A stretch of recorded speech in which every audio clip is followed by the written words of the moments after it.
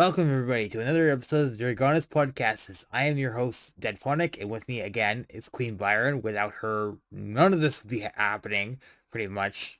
Um, we are for the podcast is going to be officially 1 year old in April. I've got something planned for that, but in the meantime, if you would like to support us, you can do so at patreon.com/Dragonus Podcastus. Uh, anyway, Byron, do you like to hit stuff? I do. Do you like to hit stuff really hard? Even better. Do you like to hit stuff and, um, do it without armor? Oh, yes. Well, then the Barbarian is for you. So, we are doing the Barbarian finally, and this is quite a fun class from what I understand. Um, for what I understand, and from past experience, just in general, based on media, when I think of the Barbarian, I usually think of something like Conan, or I think Olaf from League of Legends, or I think basically a guy who has no armor and he's got two weapons and he just runs in and he just hits stuff. Have you ever seen the Amazon show called Vox Anima? I haven't. Yeah, I saw an episode of that, and there was it's I believe it's done by the same guys who do Critical Role, but basically the Barbarian in that show basically like beats up a dragon like really hmm hard. Anyway, so uh let's get started. So, what would you say? Why would one want to play the Barbarian? I think the Barbarian is a great class for people who want to, kind of like you said in our intro, you want to hit things. You want to hit things really hard. You want to have buffs to hitting things. Maybe you want to wear armor. Maybe you don't. But you want to hit things really hard. You want bonuses to that. You want to fly into a frenzy and attack recklessly. Yeah, and you don't care that you don't care that whether or not you hit things. You just want to hit things. Mhm. Mhm. Um. So what are some of the stereotypes and misconceptions that you've heard and seen over the years about the class? So one of the Barbarians class features in 5th edition is called Rage. And a lot of people kind of take that to mean just like red in the face, screaming, frenzied attacks. But that's just a class feature. It doesn't necessarily have to be that your character literally flies into a rage. Maybe you quietly channel your inner energy, like your chi or something like this, and you focus up your power and then attack really strong in a calm and quiet way. The class feature is called Rage, but it doesn't have to be role played that way. You don't have to play a hulking brute who's not in control of his emotions. Yeah, I kind of see it kind of like playing a version of the Hulk in a sense, but hmm I find that quite interesting.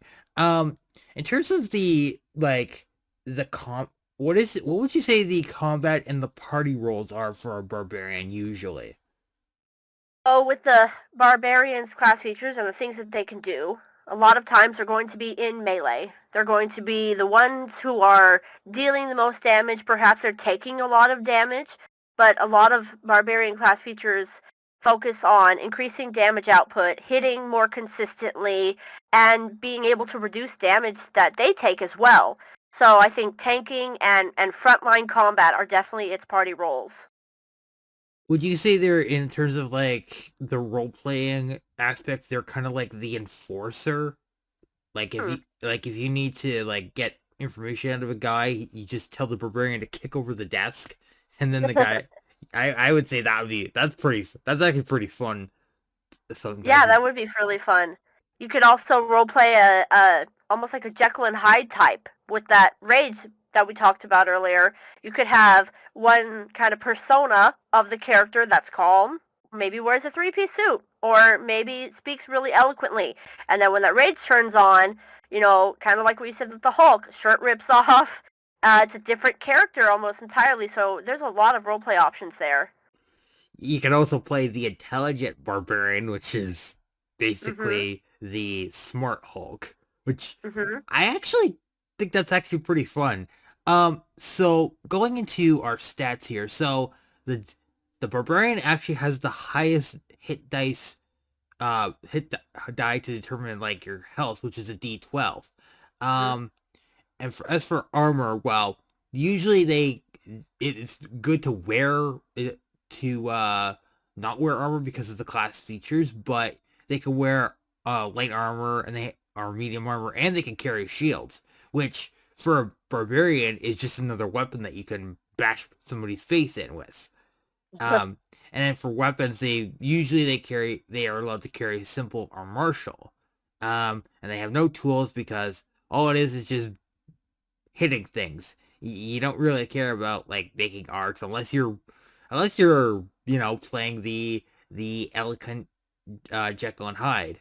As for saving throws, they take usually take strength and constitution, and as for skills, they usually choose two. Now there's animal handling, athletics, intimidation, nature, perception, and survival. Now the animal handling and nature ones are kind of interesting because they play into one of the subclasses, which is pretty cool actually. And barbarians are often associated with the feral wild, which is Mhm. is quite interesting actually. That's pretty good that they're playing on that idea. Now, going into their actual abilities, again, we every class we don't cover all the abilities, but usually what I like to do is I like to just go through a couple and just kind of ask a couple questions. But my biggest like my big question is what exactly does brutal critical do in terms of like Oh. as an ability? So, Brutal Critical is a barbarian class feature, and basically what it means is you can do additional damage with your weapon if you hit with a critical attack. So it's if you imagine that they're hitting and they kind of get that sweet spot where they hit their enemy right where it hurts, then it hurts even more for when a barbarian does it. Okay. Now they get a bunch of certain, as you said, a certain bunch of abilities that actually help them like do more damage or they get to attack more often. But my favorite ability out of this is definitely the danger sense. I'm not sure what it is, but having a barbarian say, "Oh, hey, there's something over there and it doesn't look friendly," is pretty good. And Mhm. I'm pretty sure that when you think of barbarians, they're usually the ones who are either riding like the wild animal, not necessarily a horse. Like they could be riding like a wild wolf or something, which I believe that's also something that a ranger could do. Um, Mhm. and then well, you've got certain paths that you take, which is your subclasses, which are really cool. One of them is what is it? The path of the totem. Mhm. Yep. Yeah, that one gives you certain really cool bonuses because you get to put down a totem and that gives you bonuses for that. Um, you don't get your ability score improvements are every like eighth level, which is crazy. And then um, persistent rage is pretty fun. Actually, would you mind explaining what the rage mechanic actually is, just as an ability? So, on your turn as a barbarian, on your turn in combat, you can use a bonus action to turn on your rage, essentially, right? And while you're raging, you get certain bonuses if you're not wearing heavy armor. Again, so this goes into the idea that barbarians are more, like you said, in tune with nature. They're more natural. They don't necessarily wear those heavy metal armors and things like that. But basically, you would have advantage on strength checks and strength saving throws. So if you're trying to lift things, or if there's a spell potentially that's targeting your strength, then the barbarian would probably succeed on those. When you make a melee attack with a strength-based weapon, which again most of their weapons would be strength, you get a plus to the damage roll, and then that bonus scales as you level. So again, they're hitting harder, they're doing more damage, And you would also have resistance to bludgeoning, piercing, and slashing damage. So like we talked about, the Barbarian is up there in the front lines, dealing damage, but also trying to negate or kind of reduce how much damage they're taking, because there's only so much damage you can take before you fall unconscious or fall to zero, right? These are their class features that help them achieve those things. Yeah, I agree with that. Okay, so now moving on to feats. Now, I've selected about 5 of them that are basically playing into the biggest strength of the barbarian. So athlete, charger, durable, resilient, tough, and weapon master. These are the feats I would recommend taking. Mm-hmm. They're they play into the class's biggest strength, which is its strength, and basically being able to hit things like really hard, probably more so, really harder than a fighter, I would think. And Mm-hmm. as for dual class options, I would say, like, if you really wanted to do like a dual class with a magic class, the druid is probably the way to go because it plays into that nature idea. And plus you can get a bunch of really cool spells off of that. And the other one is either fighter to make up for some of the to hit harder and hit more often and not die like over and over again. And then monk can actually be really fun to play dual class with a barbarian because you get unarmed combat bonuses and you get AC bonuses for not wearing armor, which is just Mm-hmm. which is perfect. And then bard, because bard can pretty much mesh with almost any class, though that might be debatable for barbarian specifically. Well, just remember, when you're multi-classing to anything, there are requirements. So if you are multi-classing from Bard to Barbarian or the other way around, you have to have, I believe, to get to Bard, you have to have a 13 in your Charisma. And then Barbarian, I think it's a 13 in Strength. So you have to have those minimum requirements.